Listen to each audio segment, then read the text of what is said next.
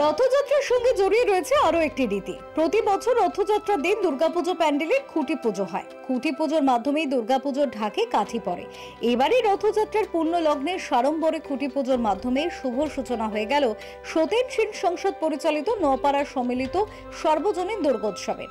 এবছর এই পুজো পায়ে পায়ে ৭৬তম বর্ষে পদার্পণ করতে চলেছে।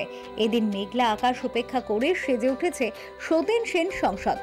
সকাল থেকে ছিল বিশিষ্টদের ভিড়। মুখ্য আহ্বায়ক তথা সকলের কাছের মানুষ, কাজের মানুষ বিশ্বজিৎ বর্ধনের আমন্ত্রণে হাজির হয়েছিলেন ৮ থেকে ৮০।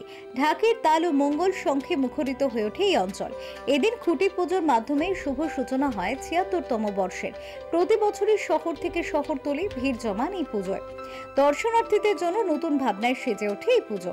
এবছরও নতুন চমক থাকছে নপাড়ার সম্মিলিত সর্বজনীন দুর্গোৎসবে। ইউপি, উড়িষ্যা থেকেও এই চারধাম দেখতে এসেছিল। সুতরাং আমাদের প্রচার হয়েছেন এবং মাঝখানটায় আমরা হয়তো কয়েকটা বছর আমরা একটু করতে পারিনি সেইভাবে, কিন্তু তবু মানুষ কিন্তু এখন এই গত ৪-৫ বছরে যে আবার মানুষের সামনে হাজির হয়েছি জলের ঠাকুরের পুজো, মানুষ কিন্তু বরানগরে বিভিন্ন স্তরে বলছে জলের ঠাকুরের এবার থিম কী হবে, এটাই আমাদের পাওনা। তো সুতরাং এবারের পুজো আমরা মনে করি এই থিমের ওপর, গোপাল ভাঁড়ের থিমের ওপর নিশ্চয়ই পুজো আমরা এই থিমকে আমরা মানুষের কাছে আরও আকৃষ্ট করতে পারবো, এটাই আমাদের প্রার্থনা।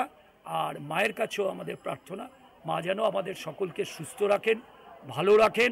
আমরা যেন সকলে মায়ের এই পুজো করে আমরা যেন মানুষের কাছে আমরা পৌঁছতে পারি এবং সকলে আমাদের এই পুজোর যে সাফল্য লাভ করবার জন্য আমাদের সকলকে নিয়ে যে প্রয়াস, এই প্রয়াসকে যেন আমরা আরও এগিয়ে নিয়ে যেতে পারি।